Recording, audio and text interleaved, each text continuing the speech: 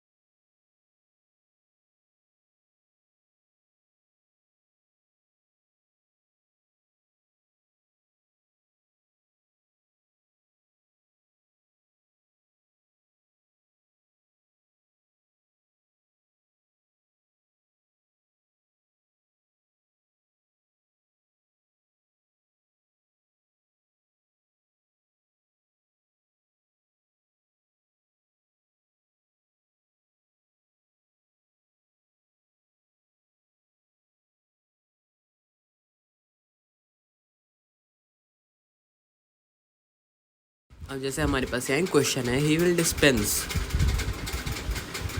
Dispense your services, यहाँ पे एक डैश दिया हुआ है। तो इसका मतलब क्या हो जाएगा, यार मैंने पहले रिकॉर्ड किया था ये वाला, लेकिन क्या है कि उसका वॉइस चला गया, तो फिर से कर रहा हूँ। तो he will dispense dash your services, यहाँ पे डिस्पेंस, ये पूरे सेंटेंस का मतलब क्या है, पहले हम वो सोचेंगे। यहाँ पे पूरे सेंटेंस का मतलब हुआ कि ही विल डिस्पेंस है, डिस्पेंस का यहाँ पे मतलब हुआ कि भाई मतलब कि बांट देगा एक तरह से, या दे देगा, या फिर छोड़ देगा, या फिर बहुत सारे मीनिंग्स हो जाएंगे।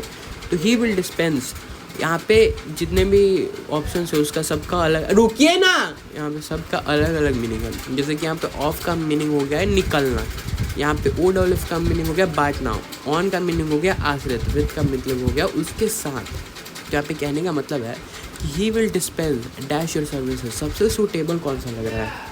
तो यहाँ पे सबसे सूटेबल जो होगा वो क्या हो जाएगा, ओ एफ ऑफ होगा। क्यों, क्योंकि he will dispense of your services की ऑफ मतलब निकलना, यानी कि वो जो सर्विसेज तुम्हारे उससे निकलना चाहता है, अलग होना चाहता है। अगर यहाँ पे ओ डबल एफ ऑफ लगाते हैं यानी कि बांटना, यानी कि वो तुम्हारे जो सर्विस है बांट के निकलेगा, ऐसा नहीं ना होगा। ऑन यानी आश्रित रहेगा, यानी कि तुम्हारी सर्विसेज बांट के उस पर आश्रित रहेगा, ऐसा तो नहीं कहेंगे।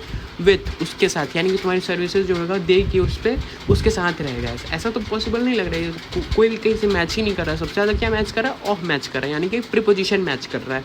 यहाँ पे ऑफ जो है प्रीपोजिशन है, तो हम सबसे बढ़िया वही लगाएंगे कि ऑफ। अच्छा चलो ऑफ है, सही है। ऐसे ही बहुत सारे सेंटेंसेस मिलेंगे जिसमें प्रीपोजिशन, कंजक्शन, इंटरजेक्शन लगाना होगा। अपने हिसाब से तुक्का मार सकते हैं, पर तुक्का ज़्यादा नहीं है, सोच के अगर मीनिंग निकालेंगे तो सब कुछ निकल जाएगा।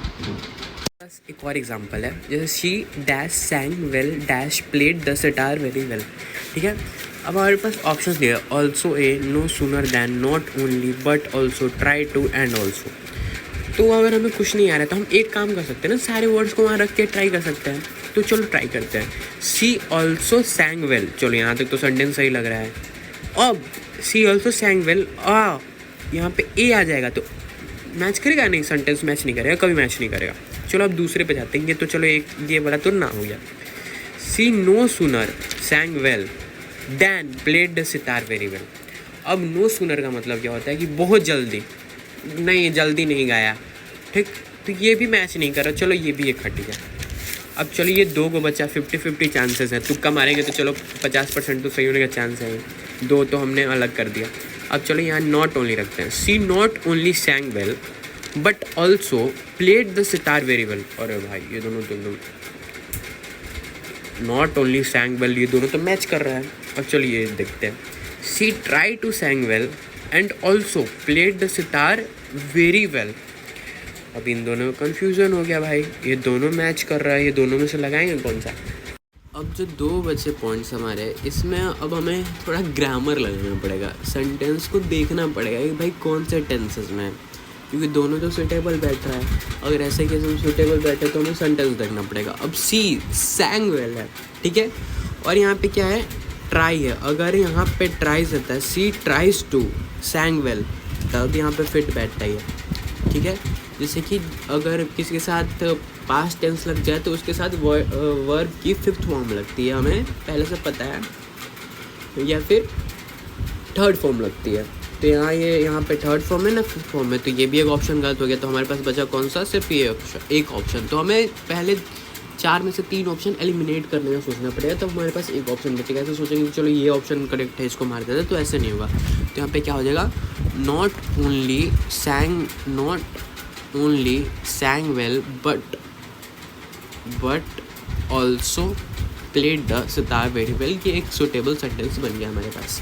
अब ऐसे मैं बहुत सारे क्वेश्चन देता हूँ, खुद से करो, ट्राई करो, क्योंकि मतलब 1-2 दिन में ग्रामर सीखना तो काफ़ी मुश्किल है, पर आदमी तुक्का तो लगा ही सकता है। चलो देखते हैं।